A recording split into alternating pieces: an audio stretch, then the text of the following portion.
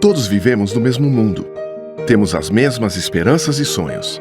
Você sonha com um futuro que respeite o meio ambiente. Nós projetamos baterias de carros elétricos que duram mais. Criamos tecnologias catalíticas que ajudam a limpar o ar. E descobrimos maneiras de ajudar as cidades a usar menos energia. Continue a sonhar. Nós continuaremos a inovar. Por isso, somos otimistas com relação ao futuro. BASF, We Create Chemistry. O futuro chegou ao Brasil e veio a bordo de um BYD. Agora, toda a inovação e tecnologia da maior do mundo será produzida em Camaçari, na Bahia, porque nós acreditamos que desacelerar não é uma opção para os carros que nasceram para ir além, em direção a um planeta mais sustentável, ao desenvolvimento de toda uma região, à reindustrialização de um país, ao sonho da nossa gente, para recarregar a vida com novas possibilidades. BYD, construa seus sonhos. Estamos em mais um evento de Money Report, desta vez tratando sobre processos sucessórios em empresas, e eu converso com o Renato Ockmann, especializado em processos legais de transição, tanto de profissionalização quanto de passagem de bastão para sucessores herdeiros.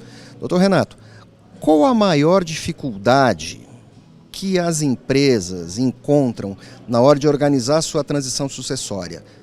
E eu queria entender por dois aspectos. Seja a transição para um herdeiro, ou seja a transição pela profissionalização e contratação busca de um CEO.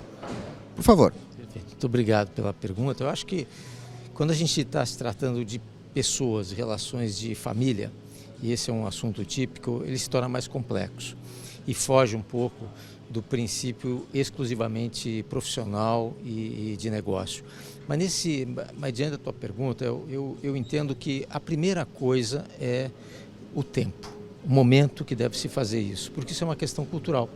E essas dúvidas, essas dificuldades, como você bem colocou, elas surgem na medida em que se faz isso muito tarde, onde as pessoas envolvidas nessa transação, pais, filhos e até netos, eles já estão numa idade avançada e já trazem consigo uma bagagem que não é boa, porque ficaram numa expectativa há muito tempo.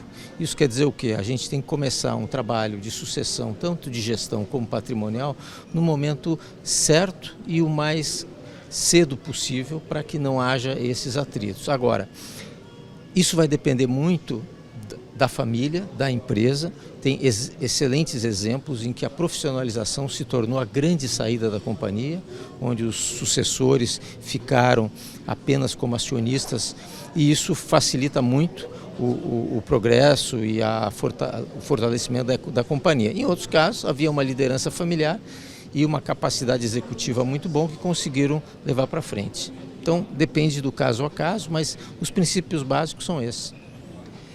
Em algum momento, lógico, não queremos que você cite nomes, mas a opção pela transição do herdeiro acabou mudando para a profissionalização e contratação de um CEO? Isso é comum? Isso pode acontecer? Em que situação? Olha, não é difícil de acontecer isso. Primeiro, porque existe todo mundo se acha capaz. Mas quando começa a jogar, a gente vai ver quem que joga mesmo. E às vezes o fundador tem uma expectativa, ou ele deposita um otimismo muito grande em um ou outro herdeiro que ele acha que tem a competência. A questão é que competência é uma coisa que a gente só consegue descobrir jogando. E precisa, mais do que a competência técnica, ele precisa ter uma liderança. Quem vai estar à frente do assunto, da companhia, precisa ter uma liderança. E muitas vezes a pessoa não tem esse dom de liderar, apesar de ter uma capacidade técnica. Então isso não é raro de acontecer. Muito obrigado. Obrigado e um bom programa, um bom painel para todo mundo.